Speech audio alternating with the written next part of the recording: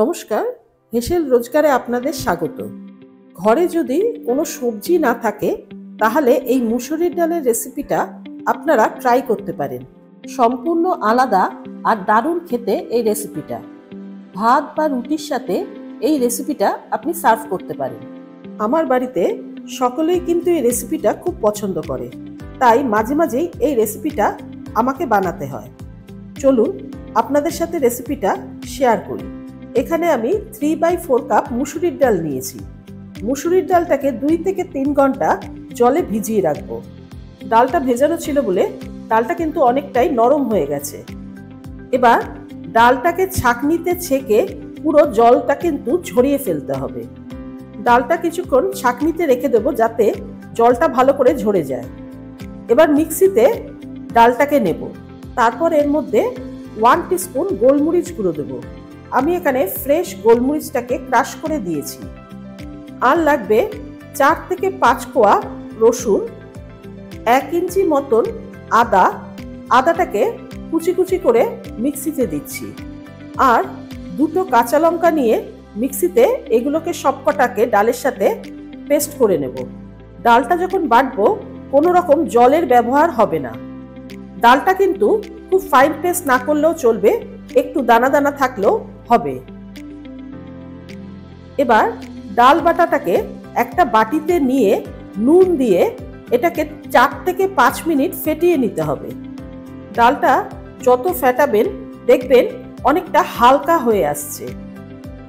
ডালটা ফেটানো হয়ে গেছে, কালারটাও কিন্তু চেঞ্জ হয়েছে। এবার একটা ঝাঁঝরি নিয়ে বা আপনাদের কাছে যদি প্লেট থাকে প্লেটেও আপনারা করতে পারেন, সেখানে বাটার পেপার ইউজ করে নেবেন।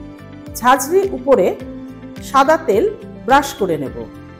ঝাঁঝরির উপরে ডালের যে ব্যাটারটা তৈরি করেছিলাম ওর থেকে নিয়ে ছোট ছোট বড়ির মতন করে এর মধ্যে দেব। খুব বড় সাইজ করবেন না, কেননা গ্রেভিতে পড়লে বড়িগুলো কিন্তু আরও ফুলে উঠবে। যেরকম আমরা মার্কেটে বড়ি কিনে খাই সেই সাইজ করলেই হবে। ডাল বাটাটা যতটা সম্ভব বড়ির মতন করে ঝাঁঝরিতে দেওয়া হয়ে গেছে। এবার একটা কড়াইতে জল ফুটতে দেব। তারপর ঝাঁঝরিটা এর মধ্যে বসিয়ে দেব। এবার উপর দিয়ে ঢাকনা দিয়ে দেব। 10 থেকে 15 মিনিট এটাকে স্টিম দিতে হবে। 10 মিনিট হয়ে গেছে।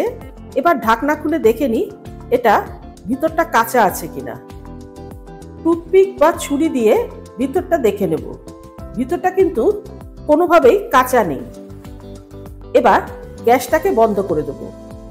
স্টিম দেওয়ার সময় গ্যাসের ফ্লেমটা কিন্তু লোতে রাখবেন। প্রত্যেক কটা বড়ি ঝাঁঝরি থেকে উঠিয়ে নেব। তেল দেওয়ার জন্য খুব সহজেই কিন্তু উঠে আসবে। একটা কেটে দেখাচ্ছি, ভিতরটা দেখুন কতটা নরম হয়েছে আর ভিতরটা কিন্তু কাঁচাও নেই।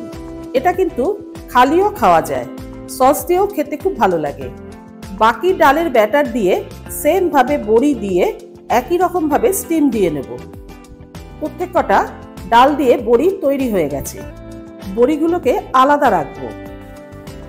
গ্রেভির জন্য একটা মিক্সিতে 5 থেকে 6 টুকরো রসুনের কোয়া, 1 ইঞ্চি আদা আর 3টে কাঁচা লঙ্কা নিয়ে মিক্সিতে পেস্ট তৈরি করে নেব। আর একটা মিক্সিতে 2টো মাঝারি সাইজের পেঁয়াজ নিয়ে কেটে মিক্সিতে পেস্ট তৈরি করে নেব। একটা কড়াই নিয়ে তাতে 2 টেবিল স্পুন সর্ষের তেল দেব। তেলটা গরম হলে এতে একটা তেজপাতা, 2টো শুকনো লঙ্কা, 1 টিস্পুন গোটা জিরা, 1 টিস্পুন হিং দেব। এই মশলাগুলোকে ভালো করে ভাজতে হবে।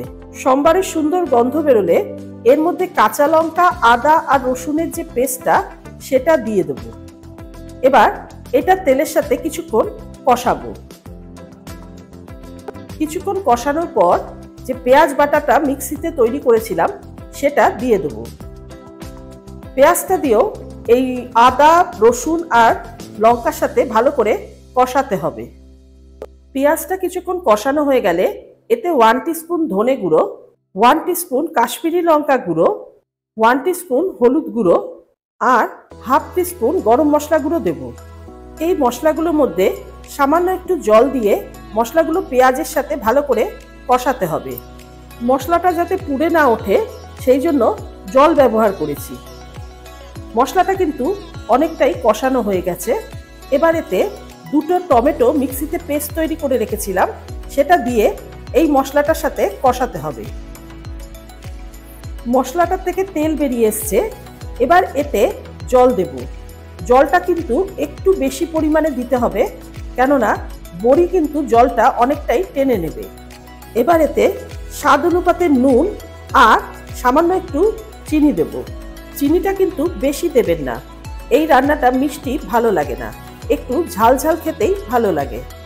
আর লাগবে 1 টেবিল স্পুনের মতন কাসুরি মেথি। কাসুরি মেথি দিয়ে গ্রেভিটার সাথে ভালো করে মিশিয়ে দিতে হবে। গ্রেভিটা যখন ফুটে উঠবে তখন যে বড়িগুলো তৈরি করে রেখেছিলাম স্টিম দিয়ে, সেইগুলো দিয়ে দেবো। বড়িগুলো গ্রেভির সাথে কিন্তু বেশিক্ষণ ফোটাবো না, 1 থেকে 2 মিনিটের মতন গ্রেভির সাথে ফোটাবো। এবার গ্যাসটা বন্ধ করে দেবো।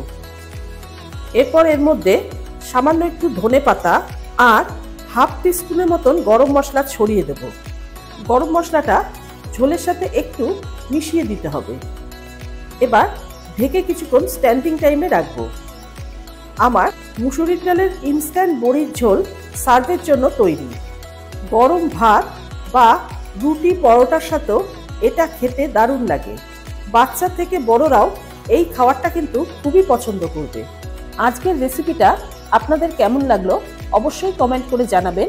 আমার চ্যানেলে নতুন বন্ধু হয়ে থাকলে সাবস্ক্রাইব করবার অনুরোধ রইল। আজ এই পর্যন্তই।